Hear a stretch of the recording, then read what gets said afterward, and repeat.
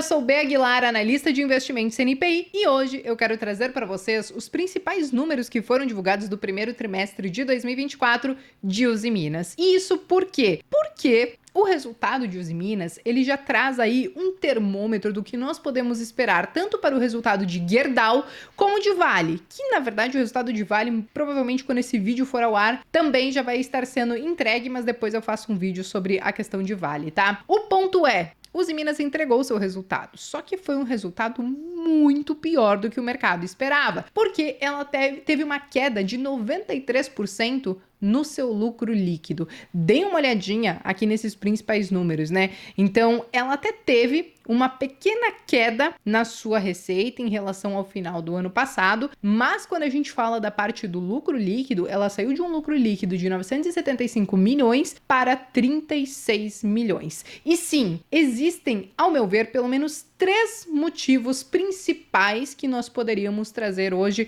como informação que impactaram nesse número, né? Eu acho que o mais esperado, e isso muitos já estavam monitorando, era a própria questão da mineração. Então, o braço de mineração da Usiminas, muitos esperavam que sim, iria vir ruim, porque a demanda da China estava sendo colocada em xeque por conta do crescimento da China, que muitos estão estimando que para esse ano e para os próximos anos poderia ser menor, então poderia demandar menos da commodity, e inclusive esse fator impacta no preço da commodity, que tem vivido um ciclo de baixa. Então, o preço da commodity diminuiu e até mesmo a questão da venda da mineração, né, do setor de mineração, também acabou sendo impactado. E isso a gente consegue ver nesses números aqui, tá? Então, por exemplo, nós tivemos a produção de minério de ferro que caiu 17% do final do ano passado para cá. Eles trouxeram que tiveram, claro, questões climáticas e tudo mais no meio desse bolo, mas nós tivemos também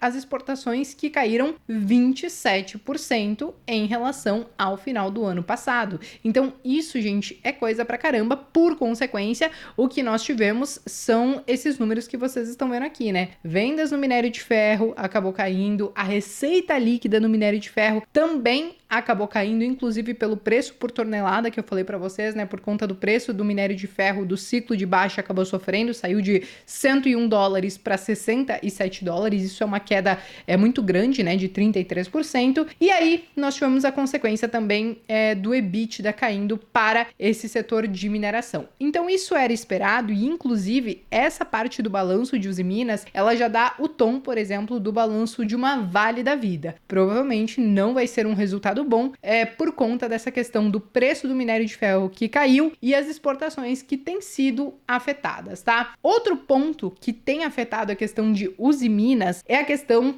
das perdas cambiais que ela divulgou, que teve uma perda cambial de 98 milhões de reais. E isso, gente, por quê? Porque boa parte dos passivos da empresa são em dólar. Quando a gente olha, por exemplo, a questão da dívida consolidada de Usiminas, 62% dessa dívida acaba sendo em dólar. Então, a variação cambial pode trazer esse impacto no resultado dela. E somente nesse mês agora de abril, o dólar já sobe quase 4%. E o que isso traz de mensagem para o mercado? Que olha, no primeiro trimestre de 2024, nós vimos essa variação cambial que impactou a companhia e agora a gente já está entrando no segundo trimestre de 2024 e o câmbio continua pressionando os passivos da empresa. Então, o guidance, né, aquela estimativa para os próximos resultados, eles não seguem bons, porque nós não estamos vendo mudanças substanciais no ciclo do minério de ferro, na demanda, por exemplo, por exportação de minério de ferro e também nessa questão cambial. Então, tudo isso acabou preocupando os investidores. A consequência disso foi que eles bateram nas ações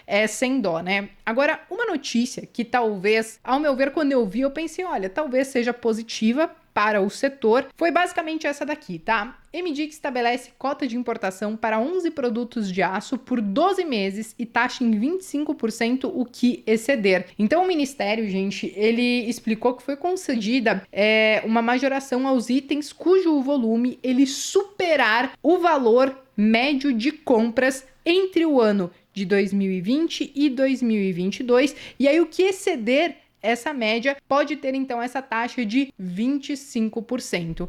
Isso é algo que as empresas do setor Usiminas, Gerdau, todos os presidentes eles vieram para a mídia falar que seria importante porque eles estavam muito preocupados com a inundação do aço chinês no nosso mercado brasileiro. Eu fiz um vídeo sobre isso já tem um bom tempo, eu vou deixar aqui em cima como sugestão para vocês, mas em linhas gerais, o aço chinês ele está chegando no Brasil com um preço de custo muito menor do que o preço de custo das empresas aqui. Então as empresas aqui elas não conseguem competir com esse aço chinês nesse mercado interno, tá tendo uma inundação desse aço chinês e o que essas empresas estavam cobrando do governo era algum tipo de taxa para esse aço que estava chegando, para alguns produtos que estavam chegando, né, que tem essa base para tentar tornar o ambiente um pouco mais competitivo. E aí saiu essa medida. Serei muito sincera, essa medida, gente, é por 12 meses. Então, ao meu ver, é muito assim, vamos tapar o sol com a peneira, mas não estamos resolvendo definitivamente. Ao meu ver, Bea, o que deveria ser feito para não somente as empresas, por exemplo, desse setor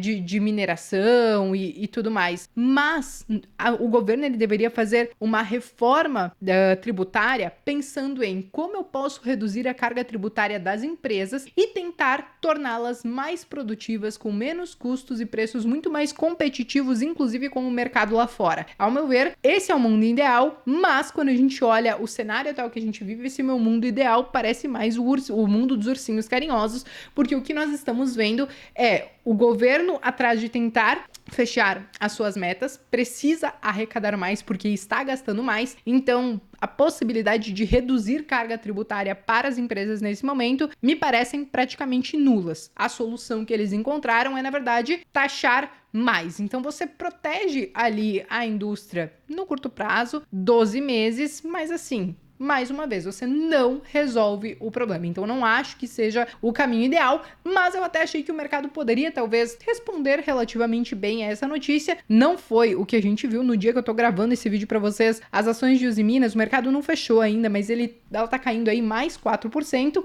Então, aparentemente, não vai ser o que vai salvar as empresas nesse contexto que a gente tá vivendo. Mas esse é o tom que a gente teve do resultado de Usiminas e que sim, muito provavelmente a gente pode carregar isso para Gerdau e em partes para a Vale, tá? Porque a Vale é óbvio que ela vai ter o impacto do minério de ferro, mas ela em alguns momentos pode ter um impacto positivo com a alta do dólar, porque ela é muito exportadora também, tá? Claro que o volume de exportação a gente também deve ver que provavelmente vai diminuir, mas o resultado vai sair hoje, como eu falei para vocês, depois eu faço um vídeo sobre ela, mas ainda assim ela pode ter algumas compensações aí no meio do caminho, mas resultado provavelmente não vai ser aquela mil maravilha que talvez alguns estavam esperando, tá? Bom, pessoal, acho que esses eram os principais números que eu queria trazer para vocês, as principais notícias em relação aos Minas, as empresas do setor que vão divulgar os seus resultados. Qualquer dúvida, qualquer comentário, podem escrever aqui embaixo que eu tô sempre atenta. Eu me despeço por aqui, mas vejo vocês então no próximo vídeo.